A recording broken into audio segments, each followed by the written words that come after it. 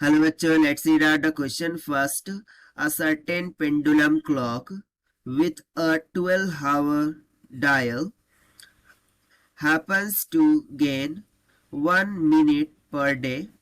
After setting the clock to correct time, how long must one wait until it again indicates the correct time? So यहाँ पर देखिए एक pendulum दे रखा है, एक पेंडुलम क्लॉक है जिसमें 12 आवर डायल है। अब एक दिन में उसमें क्या होता है कि 1 मिनट का गेन होता है। अब 1 मिनट का गेन बोलने का मीनिंग क्या है कि जैसे ही एक दिन गुजरेगा, अब 1 डे कितने का होता है 24 आवर का, राइट। सो जैसे 24 आवर गुजरेंगे सो वो 1 मिनट से आगे बढ़ जाती है। ये यहाँ पर कहने का मतलब है 1 minute gain per day after setting the clock to the correct time.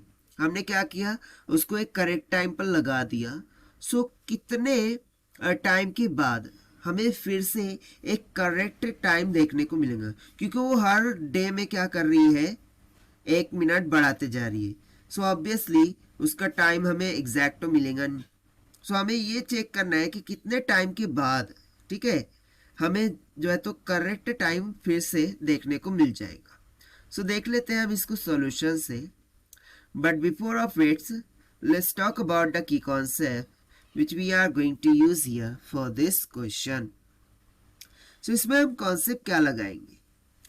देखिए यदि मैं बोलूं यहाँ पर सो 1 आवर ये किसके बराबर होता है 60 मिनट और 60 × 60 सेकेंड के बराबर होता है। इतना क्लियर हो गया। उसके बाद यदि मैं बात करूं 1 डे की, सो अकॉर्डिंग टू क्वेश्चन हमारे लिए तो डे कितने का होता है 24 आवर्स का होता है, लेकिन बेसिकली ये जो पेंडुलम क्लॉक है वो 12 आवर के डायल की है, यानी कि उसके लिए जो एक दिन होगा वो 12 आवर के बराबर होगा। ये यहाँ पर कहने का मतलब है ये 12 आवर्स ये बेसिकली हमारे नॉर्मल डेज में होता है, बट इस पेंडुलम क्लॉक के अकॉर्डिंग वो 12 आवर का एक डे मान रही है। ठीक है, तो भाई इसी कॉन्सेप्ट को हम यहाँ पर क्या करेंगे यूज करेंगे। सो देखिए सबसे पहले हम क्या करते हैं कि 12 आवर में यानी कि एक दिन में वो कितना मिनट तक चल रही है वो देख लेते हैं। सो मिनट्स इन 1 डे, ठीक है, एक दिन में कितना मिनट्स चल रही है वो देख लेते हैं। So that will be equals to, वो तो हो जाएगा 12 hour, so which will be equals to 12 × 60 will comes out 720 minutes.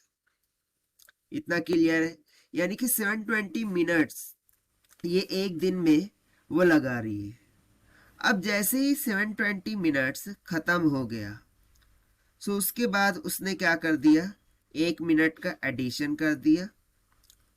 क्या कर दिया 1 मिनट का एडिशन कर दिया, क्योंकि देखिए ना एक दिन पर डे में वो 1 मिनट बढ़ा रही है, यानी कि ऑब्वियसली 720 मिनट होने के बाद वो 1 मिनट बढ़ा देगी, यानी कि अब हमारा जो मिनट हो गया है वो कितना हो गया 721 मिनट के बराबर हो गया।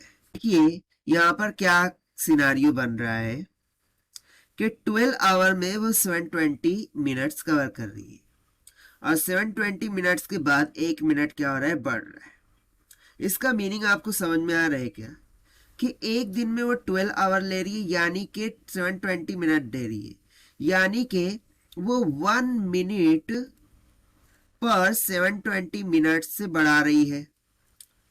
सो यदि मुझे 720 मिनट्स को कवर करना है सो मुझे कितने दिन लग जाएंगे 720 डेज लग जाएंगे। 720 डेज में वो 7 मिनट तक के क्या कर लेंगी गेन कर लेंगी, तो 720 डिवाइडेड बाय 720 क्या हो जाएंगे कैंसिल, तो हमें 1 मिल जाएगा, यानी कि हमारी जो क्लॉक है वो फिर से रीस्टार्ट हो जाएंगी, फिर से करेक्ट रीडिंग दिखाने लगेंगी।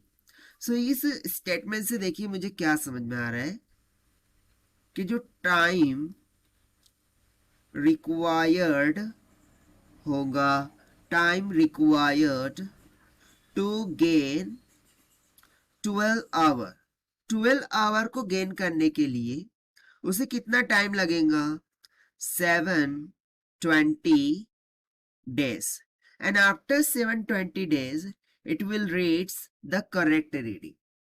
So यहाँ पर हम लिख देते हैं कि after 720 days reads to point from where it's started, from where it's started, वो वहीं से रीड करेगा जहां से उसने स्टार्ट किया था.